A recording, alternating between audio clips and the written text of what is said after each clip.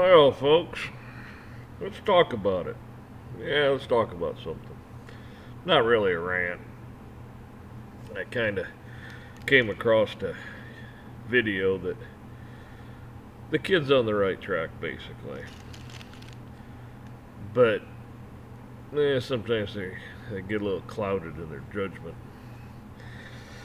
Fact of the matter is, we're talking about oils, lubricants, antifreezes, so on and so forth. You know, there's a standard out there for oils. It meets such and such standard. But then you also have manufacturers' standards, which it may meet the bare requirements, but then they put additives in. Why do they put other additives in? Well, because not all cranks. You got, cast, forged, probably some other stuff out there now. I mean, it's like rings. You got all kinds of piston rings and stuff. But I'm talking about metallurgy is what I'm talking about. And when you start talking about metallurgy, you got different hardnesses, different compounds, compositions, and this and that. And when their engineers do studies on things, they look at all this. And they say, okay, well, we put this additive in and this additive in, this will help. So this is why the manufacturer comes out with their oil with their standard. Of course, to be oil, it has to meet a certain standard.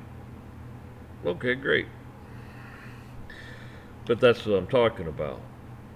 Ford, GM, Chrysler, Honda, Toyota, they all may have different standards because the metallurgy isn't always the same. It's just like piston rings; they're not all the same. Some piston rings don't have the tension on them they should, and sometimes you end up with blow by because they don't have the tension against the cylinder wall as they should, and you get some blow by. Or they use the wrong composition in the ring. Because years ago you had all kinds of rings, chrome rings, for special dirty, blah blah blah. But anyways, you had different rings, compounds in rings, but then that has to match the cross hatching in the cylinder. If it doesn't match, the rings may never seat properly, and you'll have oil consumption, blow by, whatever you want to call it, and you may never see it. You may just burn. But you see, this is what I'm talking about. Antifreezes are the same way. You got different types of blocks. Not all aluminum's made the same. Not all steel, not all cast iron. It's not all made the same. So you have different antifreezes. And usually it goes by color. I forget how many different kinds there. There could be more. I don't know, 6, 7 different kinds at least. There could be probably more. Just like brake fluids, you have different dots for temperatures and synthetics and so on and so forth.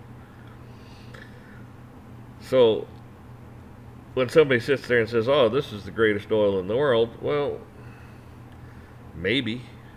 It's all subjective, and it depends what you're talking about. I always find it interesting. It's like years ago you had the old cast iron transmissions. You had a, 70, 80, 90 weight, 140, 90, 40, just varied. Whatever they told you to put in. Well, with that said, now a lot of these transmissions are, Christ, man, they're aluminum or some composition or composite or whatever, who knows. But anyways, the thing of it is it's not just transmission fluid. I know people that have taken regular transmission fluid, stuck it in a Ford transfer case. It didn't last very long, maybe a couple thousand miles, and it burned up. Why? Well, it didn't have the lubricants in it. It didn't need it. It didn't have the extra additives. So when it comes down to a lot of this stuff, there's a lot more to it. It gets very complicated very quickly. And even on some of your older engines, you had a higher zinc content and tin and things like that in the oils for lubricants. Well, a lot of that stuff's been taken out because of the EPA, blah blah blah, and it's not. I'll put it this way: your older engine may wear more, may wear faster because it doesn't have the certain lubricants in it that it would have when it was made back in the 50s, 60s, 70s, 80s. So everything changes, just like fuels change. I mean, some fuels you could have run years ago ran well in some things, other things it didn't. I mean, same thing today. You have your E85s, E30s. God, what else? You probably all kinds of fuels out there, and some of that fuel is not good for some O-rings in certain systems, and will dry the stuff up, and then you have problems. So this is a very complicated subject. It takes somebody that has an engineering background and lubricants and stuff to sit down and really go through it. Most of your guys that go through a class or two, sit through a seminar, oh, my mechanic said that this is, all the oils are blah, blah, blah, all certified by blah, blah, blah. Well, yeah, that's true. There's a standard. But then the manufacturer may add to that, is all I'm getting at.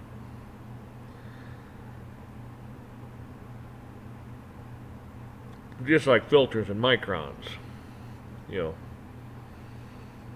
So, larger the micron, the more crud passes through, the smaller, the finer it is. So same difference. One filter may plug up doing something, another filter may not, or it may not be as bad. And you just have to take all this into consideration when you do things. Some transmissions, they got a screen in them, not so much a filter. It is a filter, but it's a screen, and it may not be as fine as a actual filter, like a paper composition, a foam, type of filter. Clutch discs are the same way. This is why years ago, even today, most of your transmission fluids are probably synthetic. I'm just guessing. But on some of this stuff, years ago you had Type F, and then you had your Dextrons and your Mercs and all that kind of stuff. And it was different for the clutch plates, the fiber discs and such. Same difference. And today in the transmissions, years ago they're more mechanical. Today, man, they're computer controlled with little solenoids and stuff. Well, you don't clean the filter or the transmission like you should. That's another thing, if I don't forget.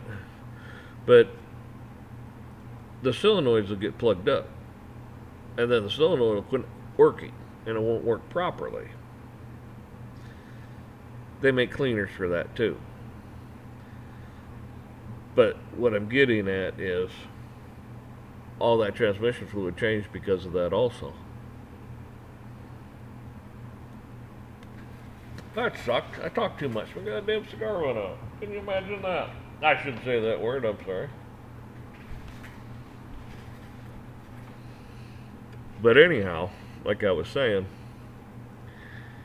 and it's just like intervolts on a lot of these cars and manufacturers. They want to say, hey, it's cheaper to own a Ford than it is this Chevy, because you don't have to change the fluids in this for 100,000 miles.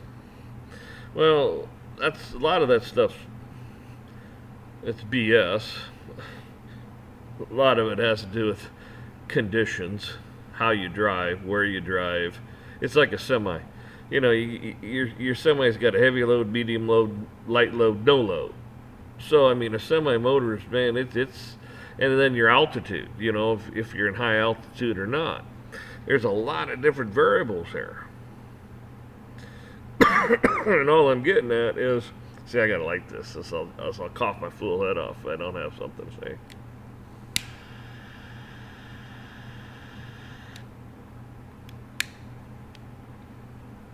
So anyhow, they want to sit there and say it's cheaper to own this vehicle because of the intervolts.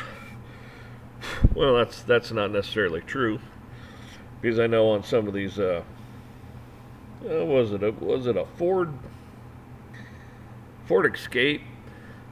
I'm going to call it a transfer case. You could call it a power unit, power transfer, whatever you want to call it. But anyways, they sit right by the engine oil, right by the heat of the engine, right by a catalytic converter that comes right down. I mean, they're in a little area. No air gets to them. They get hot, and they take a, I don't know, 7140. I can't remember exactly. Synthetic knows what they take. Best just go to Ford and get the stuff. But anyhow, if you change those things at I don't know, 60 or 100,000 or whatever the intervolt is, man, you're gonna probably pull tar out of that thing, and it'll be probably half shot. The bearings will be junk because it lost lubrication. It lost its properties. Well, if you changed it out, probably, I don't know, 25,000 miles, maybe 30,000, and you keep changing it, well, the properties stay in the oil, and probably the unit will last. It'll probably last a long time. There again, a lot of variables on how you drive and heat, and if you're pulling boats or trailers, and the whole 9 yards.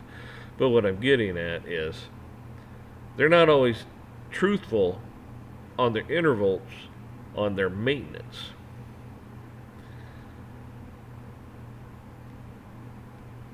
Like I said, there's a whole lot of variables here. I mean, you can sit here and talk about this for hours. I've talked about it long enough, and I hadn't even touched I hadn't even touched anything really. Just kind of opened up a can of worms is what I did. So hey, like I always say, be charitable, be kind to each other. Y'all take care, and hopefully we'll see you again sometime soon.